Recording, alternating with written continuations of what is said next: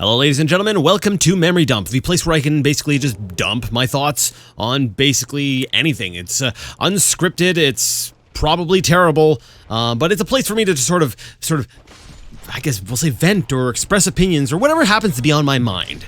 And what happens to be on my mind lately is the topic of difficulty. And this is a topic that's been been discussed quite a bit online lately. I first got pulled into this this whole discussion about difficult games and difficulty levels and accessibility and stuff from PC Gamer had written an article about how the author had played Sekiro, the new game from Software.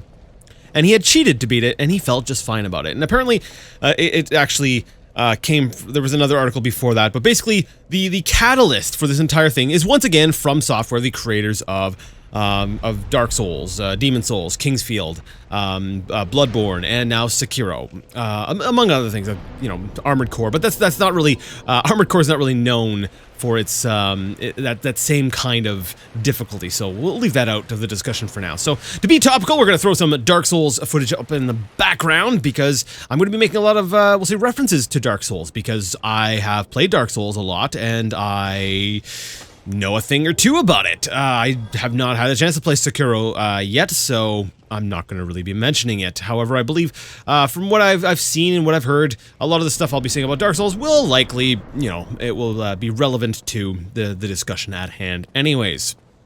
Alright, so, like I like to do, or as I like to do, is start off by listing my biases, listing off how I feel about things, and then we'll just sort of naturally go into the rest of the discussion, because as much as someone might try to tell you that they're unbiased, or they try to, you know, be, they're completely balanced and stuff like that, like, nobody is. Everybody they come from a certain place, and I feel like it's important for you guys to know where I stand on that as we go ahead and we discuss other things. So we're gonna front load that. We're gonna put that right up front. All right. So enough. We'll say bearing the lead. I don't feel that every game needs an easy mode, and that's just like how I don't feel that every game needs a hard mode. Like there's been times where I've wished for it. I'm not going to lie. I'm not going to be some elitist guy who's like, oh no, the game, this is how it was meant to be. We can't question that. Like for example, I really liked Kirby's Epic Yarn, but the game it was literally impossible to die in that game, and it kind of robbed me of a little bit of difficulty. Now, I believe Nintendo has re-released the game with an actual difficult mode to it where you can die. I believe it came out for the 3DS. So I guess that does change that. But I have not. That's not the version I played. Another game that comes to mind immediately when I think of games that were, we'll say, too hard, where I was going, oh my goodness, give me an easy mode, was the original Mech Commander, not the Gold Edition, because they later released a Gold Edition of the game, which added an easy mode. So I like those. We'll say using those two games because they kind of show an example of a developer who made a game and then went, maybe we didn't get things quite right, and then they went ahead and we'll say a later iteration of the game made the corrections for it, and I'm okay with that. You know, I don't feel that every game needs an easy mode or a hard mode, but at the same time, I don't care if they do have, you know, an easy mode or a hard mode. Ultimately, though, I think. The thing that really colors my view on everything, because really when it comes down to difficulty, I find it usually boils down to one major problem, and that is, one, if it's too hard, people stop playing the game, and if it's too easy, sometimes people just stop playing the game because they're bored. And my thinking is, well, you know, you don't need to beat the game. It's a crazy concept. I have well over 1,000 games. I've got so many games, and a lot of them I have played for, we'll say, a number of hours. But most of them I have never beaten, and I am okay with that. To me, playing a game is about the journey, not necessarily the destination. Now, I understand that there is this mentality by a lot of players that they buy games for, we'll say, like the story, or for other aspects other than the actual gameplay, which, you know, I can say that's completely valid, you know, because, you know, they games and stuff are being used as narrative platforms and stuff like that, and I get that. You know, it's a way of telling a story, and people might want to experience that. So, you know, that doesn't necessarily match up with the reason why I play games, which, you know, to me is about, we'll say, the gameplay itself. I don't care about narrative, you know. Sometimes I'll just sit down with a game and I'll just skip all the cutscenes, which gets me into trouble sometimes, because then I miss important clues or hints or things I might need to know. But, you know, sometimes you just want to sit down and play a game. I don't want to be watching a story. And, you know, for me, it's about gameplay. But here's the thing, is I also feel that gameplay is part of storytelling. And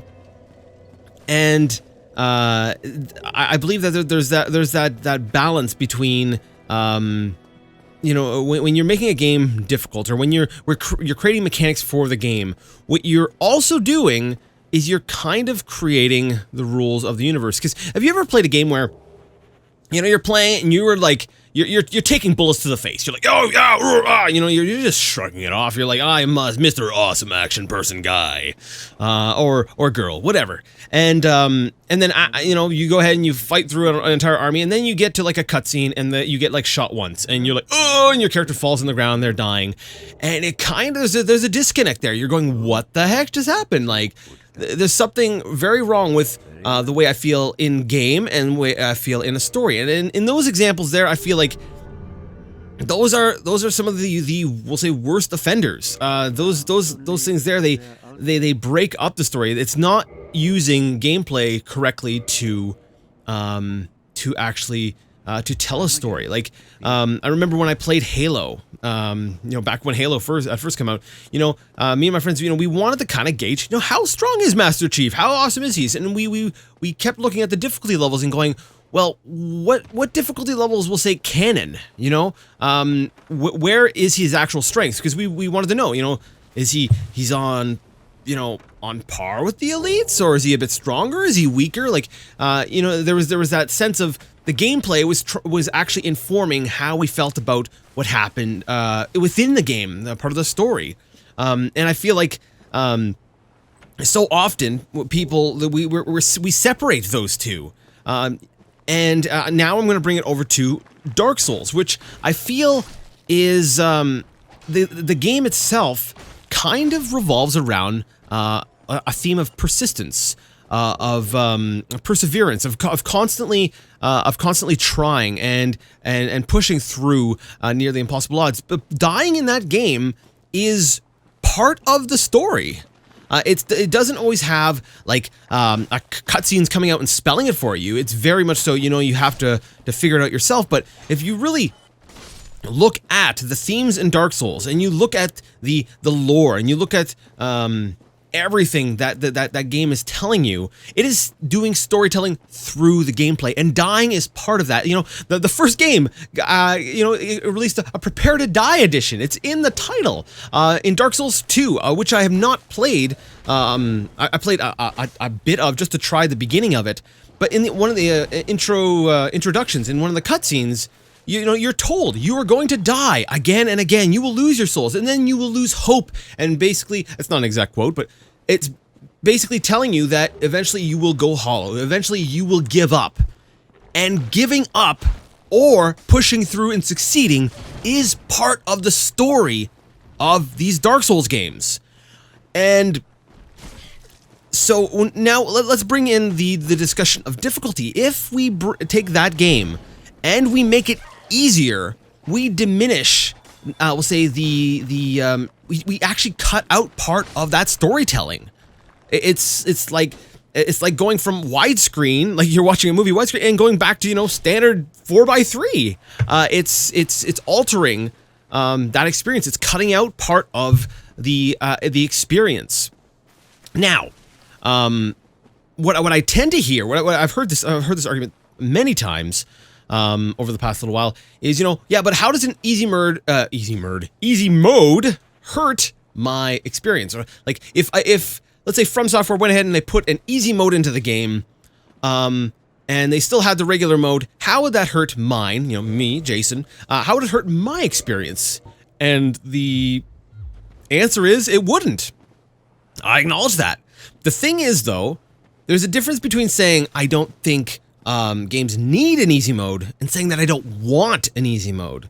I'm not against the idea of having difficulty options. Frankly, I think it's great. People get to choose how they want to play a game.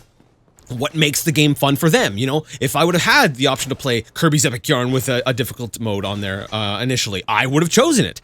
If I had a chance, when I first bought Mech Commander when it first came out, to play it on easy mode, I probably would have picked that one. I'm doing a playthrough of The Witcher on my channel right now, and I went and I chose hard, and I'm glad I did. The game is more fun to me that way. I haven't played it on normal, but I'm assuming it's more fun to me that way. I'm having fun with the difficulty that the game is giving me. I'm okay with options. Saying that I don't think they need it is not the same as me saying I am opposed to it. And I've actually grown rather frustrated at the number of people who refuse to accept that statement because okay, well, we'll get into that in a bit. What I do want to do, though, is make an argument for, we'll say, reasons why it might not be, maybe it's not the best way to, or maybe it's not always possible. We're getting into, we'll say, the arguments and the stuff I'm seeing online, because a lot of people are saying, accessibility. There are some people who they might have a disability or something prevents them from being able to enjoy the game. And they're saying that, we need to go ahead and make these changes, and I've actually seen calls for, yes, games need to be regulated. There need to be fines for developers who do not include these options. And that is where I think we start to get into a bit of a disagreement, a bit of a problem, because I don't think that we should be dictating what people or developers should be putting in their games. If they want to go ahead and put in difficulty settings, I'm all for it. I'm all for encouraging them to do so. But if you think about, right now where we're talking, what's on the mind right now, From Software, they're pretty successful, and a lot of these other companies. But what about like an indie developer? Because depending on the type of game, depending on many different factors within the game, it's not always, we'll say, economically feasible to go ahead and start adding these different sort of options, these accessibility options. Now, like I said, I'm saying this in a general sense because basically, depending on the type of game, it might not be so simple to just add like a percentage change for like health or whatever it is. It's going to take time. You're going to need to do balancing. You're going to need to consider different factors. If the game has multiplayer, how do you account for that as well? It is going to take time, and maybe for the big studios it won't really matter so much. But then if you end up with like an indie developer, that is, if something like that becomes required, it raises the bar.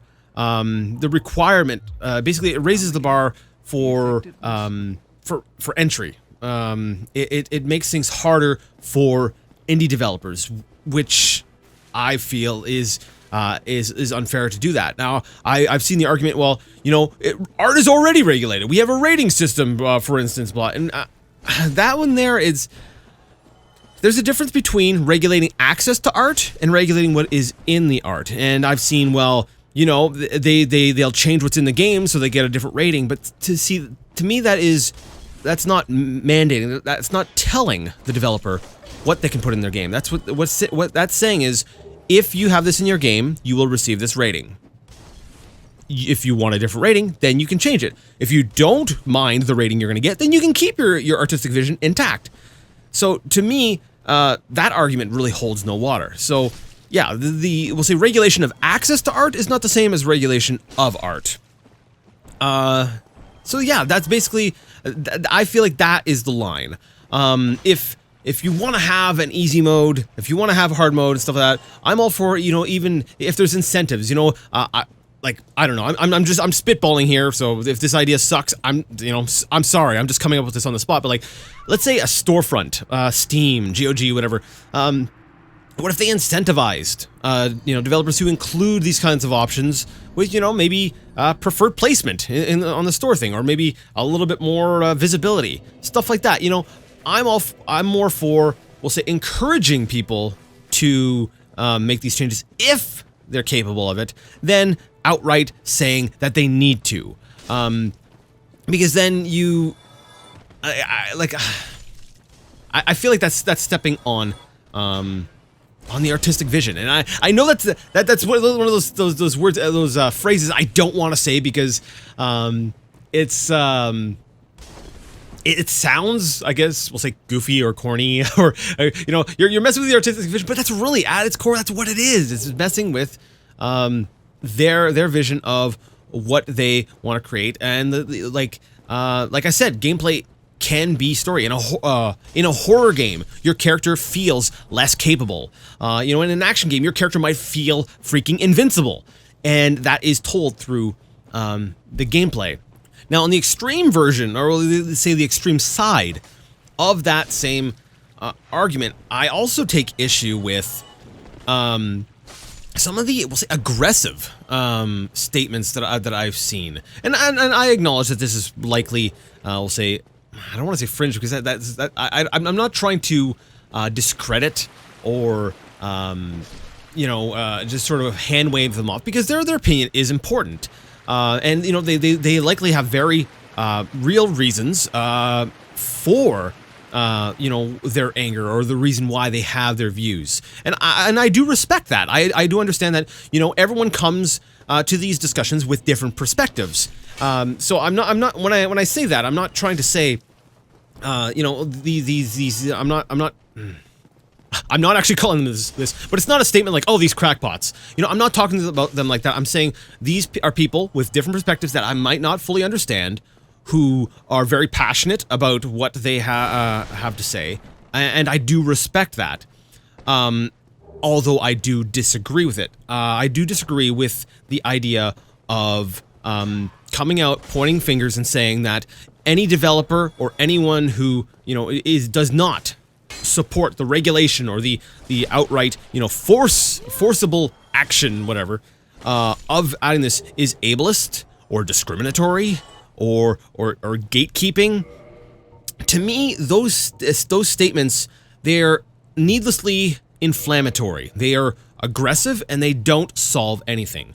If we'll say, let's go back to an indie developer. If an indie developer does not have the resources, or doesn't think of it, you know, these aren't always professionals who've gone to school for, we'll say, for game development or anything. You know, they haven't.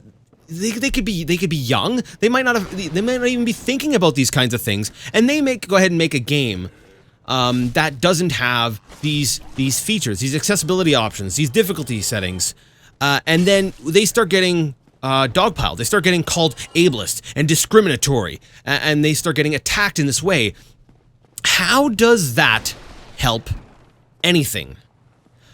I believe that there needs to be more nuance with the discussion. A little bit less black, white, for or against. There should be more, there needs to be more walking of the gray path in the middle.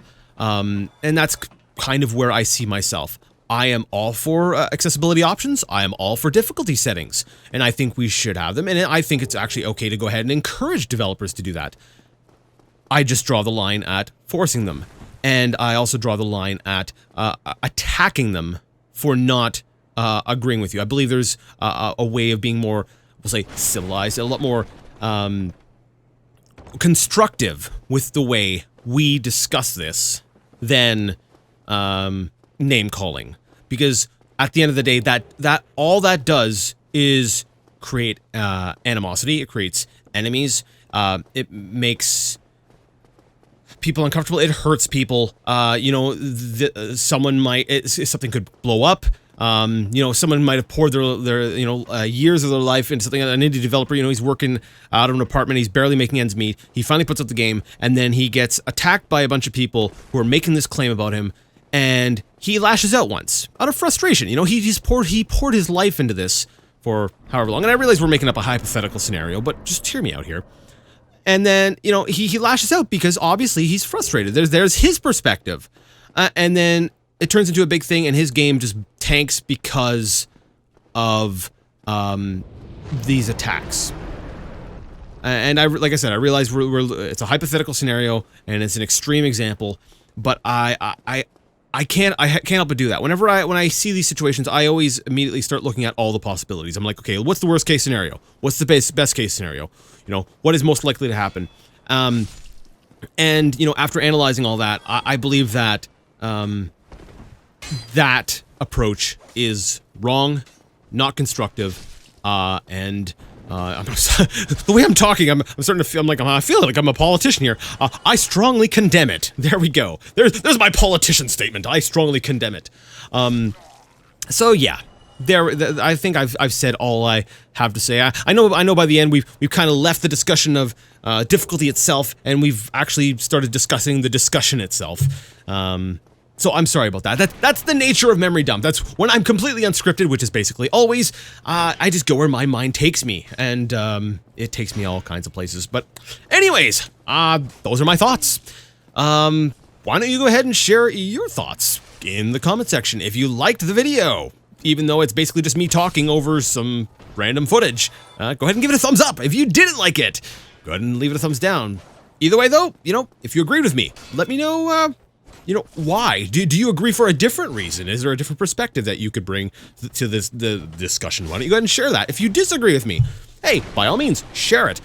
Hearing as many different perspectives as possible is what helps us to develop, to grow. I'm not the same person I was 10, 20 years ago. I'm a completely different person because I allowed new ideas in and considered them, and I allowed that to we'll say change me. It's uncomfortable. It's not always easy to confront your own beliefs, but it's I feel like it is a good thing. So, like I said, share your thoughts either way in the comment section. And until next time, whatever difficulty you choose to play on, whatever options you're running, I'd like to ask you all to game on.